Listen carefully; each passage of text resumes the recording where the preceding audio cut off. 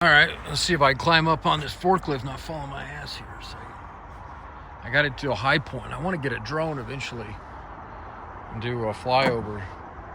More for us, not necessarily. I think people get a kick out of it, but anyway, here's my messy yard. This is Jeremy here, Jeeps Unlimited, PartsBreakers.com, 303-666-9020. We have 7 acres here. Only showing you a corner of it. I'll zoom it around here a second once I get my footing. Yeah, we've been moving and shaking for a year. This is a little bit of a yard update, kind of see where we're at. It's been taking way longer than I thought it was going to be. I kind of started this about a year ago and thought, in a few months I'll have it done. And we're just now starting to make a lot of headway on it. For a while there, it was just taking down shelves over here. If you just look at some of our old photos, we had all of our shelves up there. And then our vehicles were in the center of the yard here, which you can see this big gap right now. As I've moved all of the Cherokees at this point over to the hillside. That's what we have a lot of. Those usually are ones that come in more often than others. You still have a good amount of ZJs, WJs, and of course our gut of our business is in our YJs and our TJs, CJs, a little bit of JKs, not many, but the Wrangler series and whatnot. You see an XJ here, it's just out of place because we ran out of room over there for the time being. But and a lot of those XJs need to be squished, which is why we have the crusher. Crusher was set up there at one time, up by the white box truck up there, and really it wasn't a great spot. It kind of was a collect-all, and I hate collect-alls, meaning that just my guys would just kind of stash things there because they knew it was kind of the junk area, and they could be really good things. So things got piled up, and it was near where I could see it every day, so it was driving me nuts. Plus, it wasn't a very efficient way to run this yard. There were a few problems with the way we ran it. One is that I tried to mimic our yard in Erie, which we had this really big warehouse, but we had a really small yard. And my idea, my thoughts initially was this was a dead spot back here, so let's put our racking up back here. We didn't have vehicles back there, of course, and whatnot. There were two big issues. One was with a wind. We don't get a lot of weather out here. It's pretty dry climate, which is why we have nice, clean, rust-free parts. But we do get a fair amount of wind when it does, it's like it can be no wind for months. And then all of a sudden we'll have these goals of like 80 mile per hour winds through here. And it happens for a couple days. And usually it's when the weather's changing, low pressure, high pressure, whatnot. And then always would tip over a racking, which was obviously very aggravating. You set all this stuff up and then the wind would come through and blow it all over. So that was very aggravating. And then the other thing we have issues with was an erosion effect off that hillside. It's all this mudstone we have, or mud adobe we have out here. And when it would rain, or when we get a little bit of snow, but mainly the rain, would really wash these hillsides down. And it would start creeping literally, and slowly. And again, not a good place to have racking if you're constantly in an area that's very soft and whatnot. So let's use the hillside for vehicles, and like we did on this side, which are kind of the non-Jeep stuff that we still have to process and go through. Let's do that over here, and then eventually we're going to have all this stuff condensed down to basically that soft area, because we can get our loaders and stuff in there, and it's no big deal. But trudging through it especially in the mud, for my guys, myself, my wife, my kids, whoever is out here helping us, was next to impossible when it gets wet, when it gets muddy. I mean, literally, you gain height.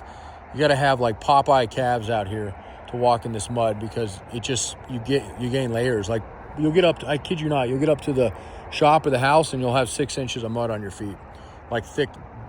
I'm trying to think like a type of shoe or clocks or something. But anyway, so it wasn't efficient. Plus, it made this gigantic hole from where the parts were getting taken off the vehicles, and then having them have to get out to the containers and the racking. While it's not a huge distance, it seemed impossible, even in dry weather, for my guys to figure out. So it would end up on pallets and everywhere it shouldn't. And eventually we said, let's make this thing efficient as possible. Time is, really what kills us out here is our labor. As any business will tell you, labor is really what can, it does. It adds up.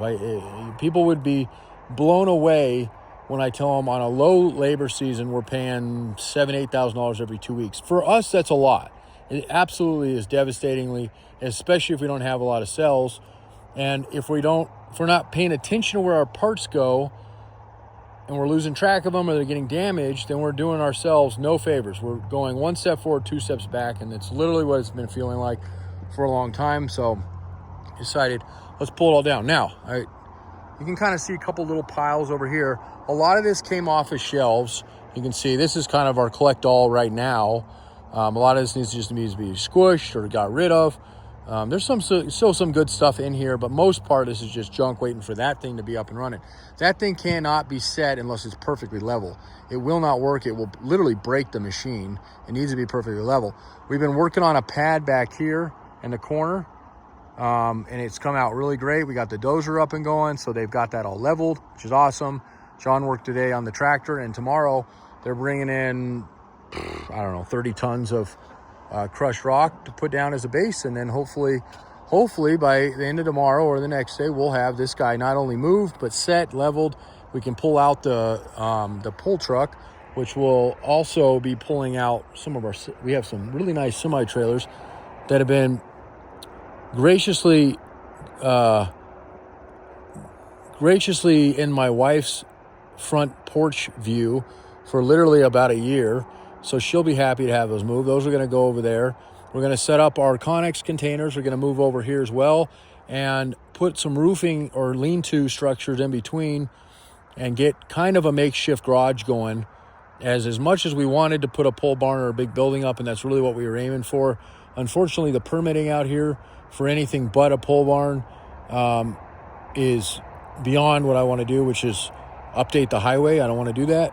And a pole barn is just a little bit out of the budget, which I was hoping for. I looked at some temporary buildings, but I just cannot see spending 30 grand on a tent.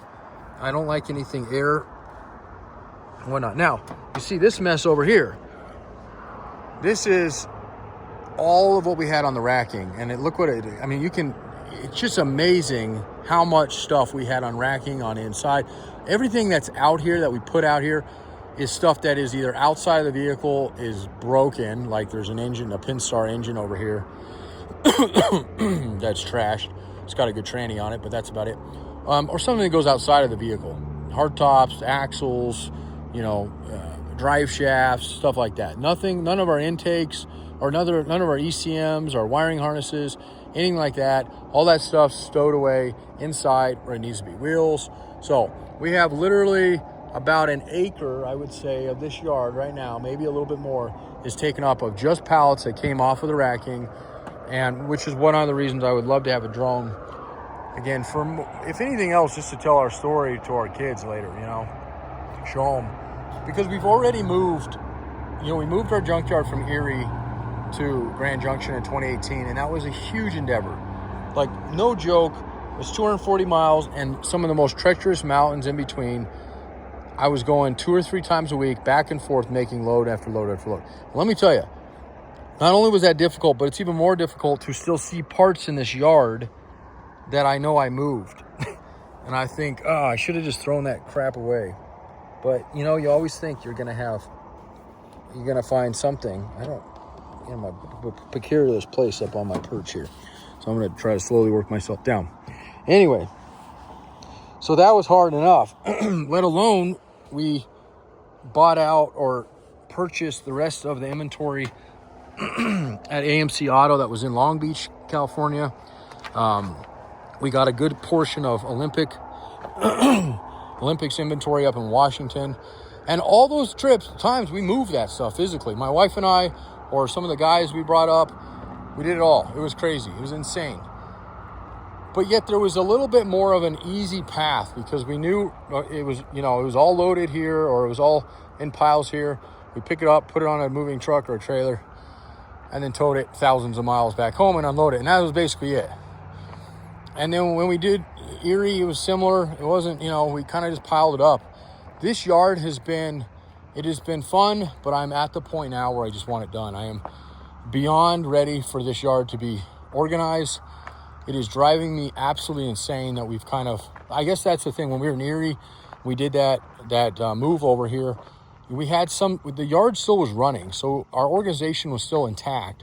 We were just bringing patch by patch or batch by batch parts up here. And that's the same thing we did with the yards we acquired. So, or inventory we acquired. This has been a different thing because it's like, you can't, it just doesn't work. We didn't have, if we had our structure set up here, it would have been a whole different game because it would have been transferred to no big deal, but we didn't have it. A lot of reasons is we had all these vehicles here. And again, they're still here. So this still has to be done before those can be moved. It's just a huge, huge, huge thing. So our semi trailers we're gonna build up a dock area here. We already have a little bit of one. We're gonna build up a little bit more here and put those trailers here. And then all of our inside storage should become here. So real nice and close. We have a dismantle rack being built for that area there. And other than that, this stuff gets shoved over and in nice lines, hopefully, into the softer area that we don't want to mess with. And then fill these gigantic pits in that were here before we bought this place. And, maybe January, it'll be done. I don't know. Maybe sooner. I doubt it. And it may be a year before I'm, anywhere closer. Well, I know we'll get that crusher set up this week. But other than that, it might be, just depends. I mean, we have 70-degree weather this week. So on that note, I appreciate you hanging out with me today, watching the videos. I know some people catch these more often than not, and other people, maybe you never heard of us, never found us. We have 7 acres. This is our lower yard. We have 2 upper yards. There's one over here in the corner, and then we have one behind the house, which we'd like to reclaim eventually and not use for work, but for now it's being used for everything. If you need any Jeep parts, rust-free Jeep parts, right? That's really what we're known for. And our big things are tubs, frames, axles. You'll see a lot of things online. I've been doing this for 22 years. Business has been around since 84. There's a little cute little dozer we finally got it up and running. But anyway, those are the big things. And if you see on forums and stuff, a lot of times you'll see people mention a tub or a frame, and we ship. We literally, in January, I left here, Grand Junction, Colorado, and drove all the way to the East Coast, which is no big deal. Drove all the way up to Maine. Again, done that before, no big deal. And then went to New York, crossed the border, went all the way north side of Toronto, or Ontario, I guess it is, and we'll do it both. And then came back down and came out of Minnesota and came back down. I was looking at my truck, which is currently broke down. That one right there, the Bigfoot truck. We bought that with like 110K 3 years ago, and it's got nowhere near what a semi guy gets, but still, I put like 80K on that in 3 years, so a decent amount of miles, all while running this place and having a family like most of us do. I had kids a little late in life, so my kids are 5 years old and almost 2, and they're waiting on me to go to the mall with them, and I'm gonna do that. Normally I don't like the mall, but it's a nice break hanging out with them and just, look at that. Nice, beautiful sunset. It was 68 degrees today. It's supposed to be almost 75 tomorrow. Super pumped about that.